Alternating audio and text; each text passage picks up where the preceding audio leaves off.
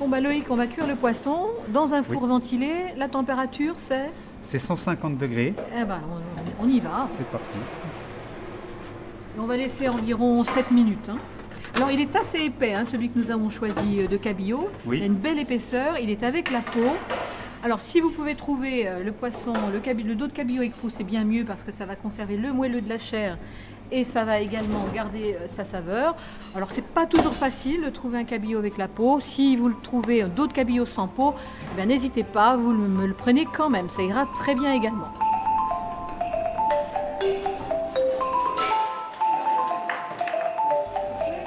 Ça y est, la cuisson est terminée, Pascal, du poisson. Oui. Donc on va pouvoir dresser l'assiette.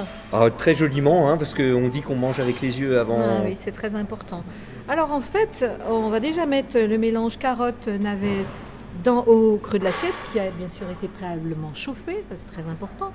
On va poser le cabillaud dessus, on enlève également la peau si on a pris un cabillaud avec peau, parce qu'en fait personne ne va avoir envie de la manger. Par contre, ça aura permis vraiment de garder la saveur du poisson. Donc on l'enlève, on met un peu de fleur de sel, un petit tour de moulin à poivre, et ensuite on va terminer joliment par les poireaux. Alors avec les poireaux, on va faire un dôme qu'on va pouvoir poser sur le cabillaud en hauteur.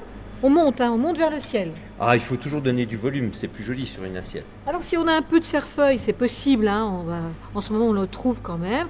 Si on a un joli bouquet de cerfeuil, rien ne nous empêche de terminer par une très jolie petite branche de cerfeuil bien fraîche, encore au-dessus pour donner de la hauteur encore à notre plat. Et autour, eh bien, on n'a pas eu le temps de faire une sauce parce que voilà, c'est comme ça, on a été faire nos courses. Quand on travaille, quand on a des enfants, on n'a pas forcément le temps de préparer des recettes très élaborées. Mais malgré tout, il nous faut un petit assaisonnement avec tout ça.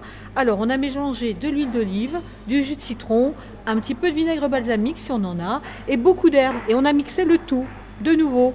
Et ça va nous faire une sauce, on va dire une vinaigrette herbacée. Oui, un pesto mais liquide. Tout simplement. Voilà, pesto, sauf qu'il n'y a pas du tout de pignon. Non. Quand je disais un pesto liquide, je voulais dire par là l'huile d'olive, les herbes. Donc on va terminer par la sauce. Oui. Qui n'est pas une sauce, qui est une vinaigrette herbacée. Absolument. Donc on a gardé les principes actifs des herbes puisqu'on ne les a pas cuites, ce qui nous permettra de manger encore une fois le plus sainement possible. Et puis on va venir joliment décorer le tour de l'assiette. Ça va donner une petite touche florale très intéressante et surtout des sapidités et un goût qui va être en adéquation avec notre petit filet de poisson. C'est pas joli ça? C'est magnifique. Elle est belle l'assiette comme ça. On a pris une grande assiette creuse, il faut le dire. On a eu envie aussi de changer. Une assiette creuse qui est un peu rose, vieux rose, et qui nous permet de mettre tous les légumes au fond de l'assiette, poser le cabillaud, le beau dos de cabillaud qui est très épais. Il faut au moins 5 cm d'épaisseur. Et puis les légumes qui vont au-dessus. Et en fait, ça nous fait une assiette très légère, très aérienne, et avec ce joli cabillaud nacré et ces légumes bien colorés. Franchement, la réussite, là, c'était une très belle réussite. Bravo Pascal. Mais non, bravo Jocelyne, c'est une assiette de chef, donc bravo Jocelyne.